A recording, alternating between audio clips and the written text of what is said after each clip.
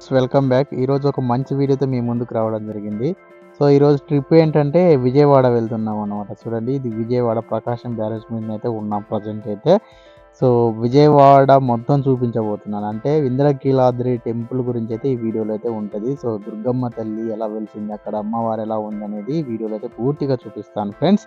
ఈ వీడియో తప్పకుండా పూర్తి వరకు అయితే చూడండి, స్కిప్ చేయవద్దు. సో, లైక్ చేయండి, షేర్ చేయండి, సబ్స్క్రైబ్ చేయండి. అలాగే గంట సింబల్‌ని కూడా యాక్టివ్ చేసుకోండి ఫ్రెండ్స్. ఇదైతే ప్రకాశం బ్యారేజ్ ఇక్కడ కనిపిస్తుంది గదా! ఇది ప్రకాశం బ్యారేజ్ పురాతనమైనటువంటి బ్యారేజ్ అన్నమాట.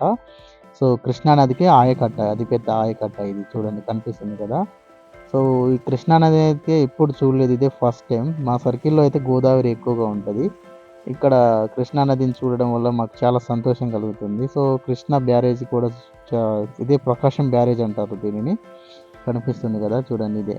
కృష్ణా నది చూడండి పరవళ్ళు తొక్కుతూ వెళ్తుందన్నమాట. సో, వర్షాకాలం కాబట్టి డ్యామ్ బాగా నిండిపోయింది. సో, కట్ చేస్తే ఇక్కడ ఇంద్రకీలాద్రి అన్నట్టు. ఇప్పుడు మనకు కనిపిస్తుంది కదా! ఇది ఇంద్రకీలాద్రి గుట్ట. అక్కడ కనిపిస్తుంది కదా రాజగోపురం, అమ్మవారి గుడి అన్నమాట. సో, ఈ స్నానఘట్టం అన్నట్టు ఇది ఇక్కడ.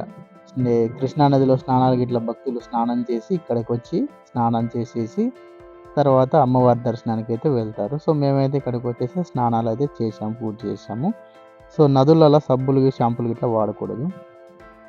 అయితే ఎంట్రన్స్ అయితే ఇలా ఉంటది ఫ్రెండ్స్ కనిపిస్తుంది గదా! సో, మెట్ల పూజ ఇక్కడ బాగా చేస్తున్నారు. మాకు చాలా విచిత్రం అనిపించింది.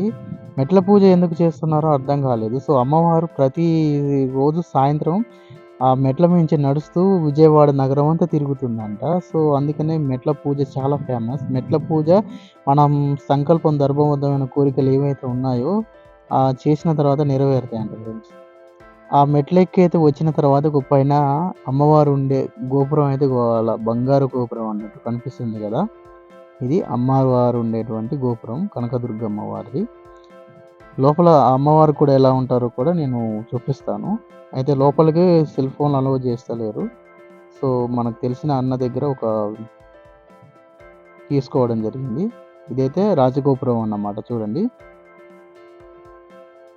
చూడండి ఫ్రెండ్స్ ఇదిగో లోపల అమ్మవారైతే ఇగ ఈ విధంగా ఉంటదంట. కనిపిస్తుంది కదా! దర్శనం అయితే చేసుకోండి. ఎందుకంటే దూర ప్రాంతంలో ఉన్నవాళ్ళు, విజయవాడ రాలేని వాళ్ళ కోసం ఈ వీడియో చూస్తున్నాము. దగ్గర వాళ్ళైనా పర్లేదు చూసి ఒక లైక్ అయితే చేసుకోండి. అమ్మవారు ఎంత శాంత స్వరూపంగా ఉందో కనకదుర్గమ్మ తల్లి.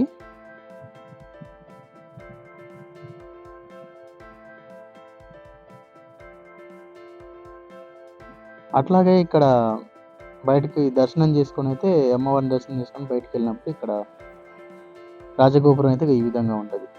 ఇంద్రకీలాద్రి రాజగోపురం. చాలా బాగుంది చూడండి. ఇక్కడైతే ఫోటో షాట్స్ ఎన్ని తీసుకోవచ్చు. ఇక్కడ సెల్ ఫోన్‌లు అయితే అలౌ చేస్తారన్నమాట. సో, మీకు చూపించాలని మొత్తం తీస్తున్నాను ఫ్రెండ్స్. ఫస్ట్ టైం గనుక ఇంద్రకీలాద్రి అంటే విజయవాడ వచ్చిన వాళ్ళు ఒకరోజు స్టే చేసి వెళ్ళాలి. ఇక్కడ స్టే చేయడానికి కూడా మనకి రూమ్స్ అయితే అవైలబుల్‌గా అయితే దొరుకుతాయి. సో, 1200 నుంచి 1800 వరకైతే ఏసీ, నాన్ ఏసీ రూమ్స్ అయితే ఉంటాయన్నమాట. సో, మనకి విజయవాడ రావడానికి ట్రైన్ సౌకర్యం కూడా ఉంటుంది. బస్ సౌకర్యం కూడా ఉంటుంది. మరి మీరు ఏ ప్రాంతం నుంచి రావాలనుకుంటున్నారో ఆ ప్రాంతాన్ని ఎంచుకొని మీరైతే రావచ్చును. సో, ఇది రాజగోపురం అన్నమాట. చాలామంది భక్తులైతే అమ్మవారిని దర్శించుకోవడానికి చాలా చాలా స్టేట్‌ల నుంచి అయితే వస్తున్నారు. సో, మాకు ఎక్కువగా తమిళనాడు, కర్ణాటక స్టేట్ వాళ్ళైతే ఎక్కువగా కనిపించడం జరిగింది. సో, అమ్మవారు కనకదుర్గగా వెలిసింది మొట్టమొదట ఇక్కడేనంట ఫ్రెండ్స్. ఎక్కడ కూడా లేదు. సో, అందుకే ఇది ఎక్కువగా ఫేమస్ అన్నమాట ఇంద్రకీలాద్రి టెంపుల్. దసరా ఉత్సవాలైతే ఇక్కడ చాలా బాగా నిర్వహిస్తారన్నమాట. తదనంతరం కొబ్బరికాయలు కొట్టే ప్రదేశం ఇక్కడ. అమ్మవారిని దర్శనం చేసుకున్నాక కొబ్బరికాయలు కొట్టుకోవాలి. అట్లాగే ఇక్కడ దుర్గా మల్లేశ్వర స్వామి కూడా ఉంటాడన్నమాట. దుర్గమ్మతోని మల్లేశ్వర స్వామి అంటే శివుడన్నమాట. సో, శక్తి ఎక్కడ ఉంటే శివుడు అక్కడే ఉంటాడు. సో, ఇప్పుడు అమ్మవారి దర్శనం అయిపోయాక అటు వెళ్తున్న దారిలో ఇక్కడ కృష్ణుడు 8 మంది గోపికలతో ఉన్నాడన్నమాట. ఈ దారి గుండా వెళ్తే దుర్గా మల్లేశ్వర స్వామి టెంపుల్‌కైతే వెళ్తాము. సో, సాధ్యమైనంత వరకు మల్లేశ్వర స్వామిని కూడా మీకు చూపిస్తాను. అక్కడ కనిపిస్తుంది కదా గోపురం. అది శివాలయం అన్నమాట దుర్గామల్లేశ్వర స్వామిది. సో లోనకి సెల్ ఫోన్ అలో చేస్తలేరు. అలాగే కెమెరాస్ కూడా ఏమి అలో చేస్తలేరు. శివుడిని దర్శనం చేసుకొనొచ్చి ఇక్కడ చాలా సేపు గడపడం జరిగింది. సో ఇక్కడ ఇంద్రకీలాద్రి గుట్ట మీద నుంచి చూస్తే విజయవాడ మొత్తం కనిపిస్తుంది ఫ్రెండ్స్. అయితే పురాణాల్లోకి వెళ్ళి చూసినట్టయితే ఇక్కడ కీలుడు అనే ఒక మహర్షి తపస్సు చేశాడంట. సో కీలుడు అంటే ఎవరో కాదు, ఇంద్రకీలాద్రి గుట్ట ఆయన పేరు కీలుడు అన్నమాట. ఆయన కొండగా మారిండు అన్నట్టు. అమ్మవారు తపస్సు చేస్తున్నప్పుడు అమ్మవారు వచ్చి ఇక్కడ నేను అమ్మవారు ప్రత్యక్షం. సో అమ్మవారి ప్రత్యక్షమే ఏ వరం కావాలో కోరుకో అంటే ఆ కీల మహర్షి ఈ కొండపైన వెలవాలి తల్లి అని మొక్కుకున్నాడంట, అంటే కోరుకున్నాడంట. సో కొన్ని యుగాల తర్వాత నేను ఇక్కడ శాశ్వతంగా ఉండబోతున్నాను, నేను దుర్గా అవతారంలో వచ్చి నేను ఇక్కడ వెలుస్తానని చెప్పడం జరిగింది. సో అలా కీల మహర్షి కొండగా మారింది. అలా ఇంద్రకీలాద్రి అయిపోయింది.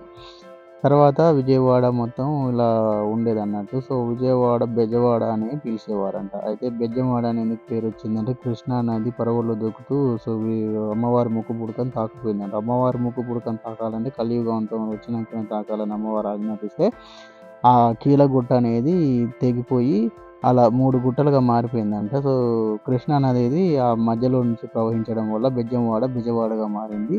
ఆ తర్వాత ఇక్కడ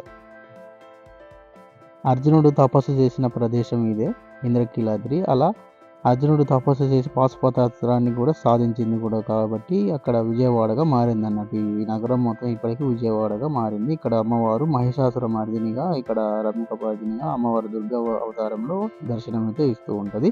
కోరిన కోరికలు అయితే తీరుస్తూ ఉంటుంది. అయితే దుర్గమ్మ గురించి చెప్పాలంటే విజయవాడ గురించి చాలా స్టోరీ ఉంది ఫ్రెండ్స్. సాయంత్రం వేళల్లో అమ్మవారు నగర సంచారం చేస్తూ ఉంటుందంట.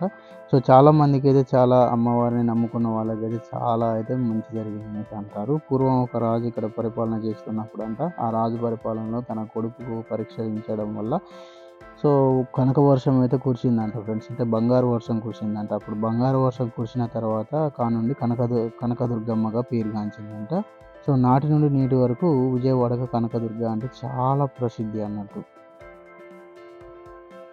సో ఇది ఫ్రెండ్స్, ఈ వీడియో నచ్చితే లైక్ చేయండి, షేర్ చేయండి, సబ్స్క్రైబ్ చేయండి ఫ్రెండ్స్. ఇక మేము వెళ్ళే ట్రిప్కి ప్రతి ఒక్క వీడియో అయితే ఇందులో అయితే పెడుతూ ఉంటాము.